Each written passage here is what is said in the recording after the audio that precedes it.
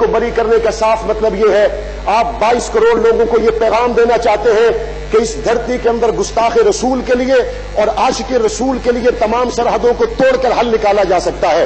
میں دیکھتا ہوں اس ملک کے اندر اصغر خان کیس کا ابھی تک کوئی فیصلہ نہیں ہوا، اس ملک کے اندر ابھی تک جنرل مشرف پر جو چارجز لگے ان کا کوئی فیصلہ نہیں ہوا، لیکن اگر جلدی فیصلے ہوئے یا ممتاز قادری کے ہوئے، جلدی فیصلے ہوئے تو آسیہ ملونہ کے ہوئے۔ کیا وجہ ہے کہ ایسے عشاق کو دن بدن حضور علیہ السلام سے محبت کرنے والوں کو کبھی خون میں نہا کر کبھی عدالتوں سے مایوس ہو کر واپس آنا پڑتا ہے؟ میں دکھ اور افسوس کے ساتھ کہوں گا اس فیصلے کے بعد حکومت وقت کو یہ چاہیے تھا وہ نظر ثانی کی اپیل کی طرف خود جاتی، لیکن وزیر اعظم صاحب کا بیان مایوس کن تھا۔ وزیر اعظم صاحب نے جلتی پر تیل کا کام کیا، اس میں کوئی شک نہیں۔ نواز شریف ہو، آصف زرداری ہو، معاویہ اعظم طارق ہو، سردار عثمان ہو یا ہزاروں عمران خان ہو، رحمت للعالمین کے جوتوں پہ قربان ہے۔ جب یہ بات طے ہے کہ نبی صلی اللہ علیہ وسلم کی عزت و عظمت سے بڑھ کر کوئی نہیں ہے، جب یہ بات طے ہے کہ پاک پیغمبر کی ناموس سے بڑھ کر اس کائنات کا کوئی مسئلہ نہیں ہے، جہاں پر نعت پڑھی گئی میرے نبی کی، جہاں پر تلاوت کی گئی قرآن مجید کی جو میرے نبی پہ اترا، لیکن جب پاک پیغمبر کی عزت کے لیے بات عدالت کا دروازہ کھٹکھٹایا گیا تو سوائے مایوسی کے کوئی چیز ہاتھ میں نہیں آئی۔ میں افسوس سے کہوں گا ہم قرآن والی امت تو پچھلے دور حکومت میں اور آج کے دور حکومت میں آسیہ کو لانے میں ناکام ہوئے، لیکن وہ یورپ کے رکھوالے آسیہ کو لے کے چلے گئے۔ کہاں چلی گئی مسلم امہ؟ کہاں چلی گئی ہماری غیرت؟ شام میں مظلوم بہنوں کے لیے تو کوئی طیارہ نہیں آیا، عراق میں مظلوم بہنوں کے لیے تو کوئی طیارہ نہیں آیا، آسیہ کے لیے تو PIA کا اور پچھلے دور حکومت میں وزیر اعظم کا کوئی جہاز نہیں گیا، اور آج یورپ کے دلدادہ انسانی حقوق کے علمبردار 22 کروڑ مسلمانوں کے جذبات سے کھیل کر اس ملعونہ کو واپس لے جا کے یہ بتانا چاہتے ہیں لا الہ الا اللہ کے نام پر بننے والے ملک کے اندر بھی محمد کی عزت کے قانون پہ کوئی سمجھوتا نہیں ہے۔ میں افسوس کروں گا، میں یہ اپوزیشن یا حکومت کے لیے نہیں کر رہا، یہ میں اپنی شفاعت کے لیے کر رہا ہوں۔ خدا کی قسم جب میں آج کے حالات دیکھتا ہوں میرا دل گھٹتا ہے، میں رحمت للعالمین نبی کے سامنے قیامت میں کیسے پیش ہوں گا؟ میں رحمت للعالمین نبی کے سامنے کس منہ سے پیش ہوں گا جہاں پر تمام ان لوگوں کے حقوق تو ملے؟ میں افسوس سے کہوں گا جنہوں نے فیصل آباد بند کیا، کراچی بند کیا، پورا پاکستان بند کیا جمہوریت کے لیے، ان کو تو تانے دیے گئے۔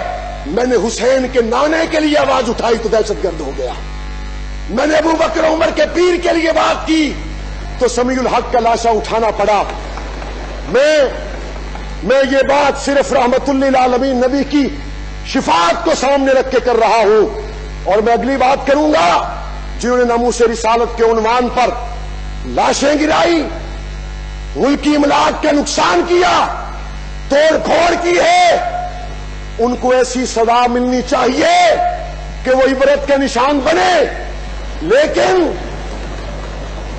لیکن اس توڑ پھوڑ کی آڑ میں جو پاکستان کے کروڑوں پرامن عشاق مصطفیٰ نکلے تھے ان کے احتجاج کو نظر انداز نہ کیا جائے۔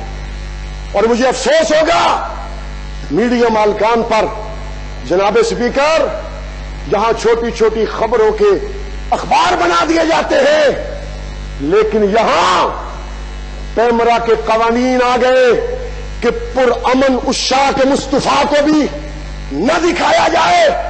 اس کا کیا مطلب ہے؟ اس کا کیا مطلب ہے؟ میں میڈیا مالکان سے کہوں گا یہ پیمرا کا نوٹس تمہارے کام نہیں آئے گا، پاک پیغمبر کی شفاعت تمہارے کام آئے گی۔ میڈیا کے منہ بند کر دیے گئے، کسی نے ٹکٹ تک چلانا گوارا نہ کیا۔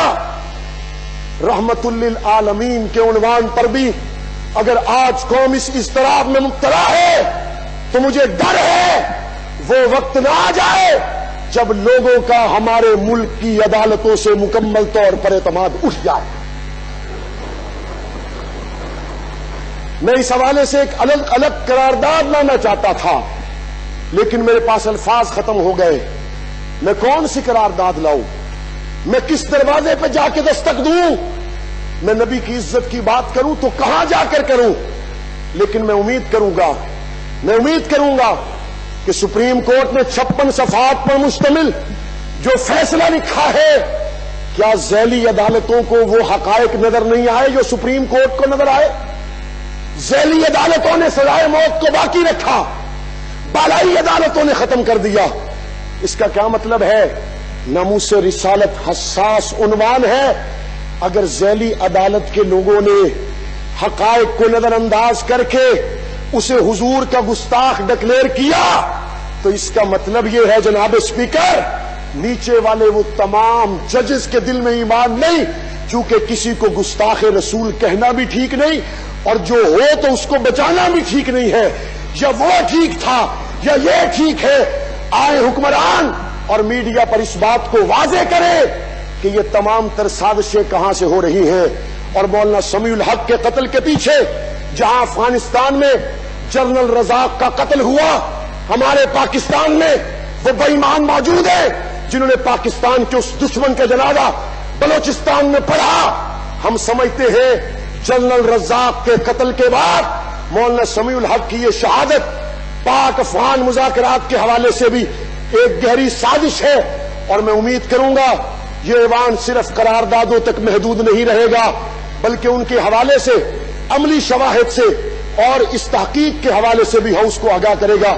اللہ ہمارے گناہوں کو معاف فرمائے اور دنیا آخرت میں ہم پہ رحم کرے۔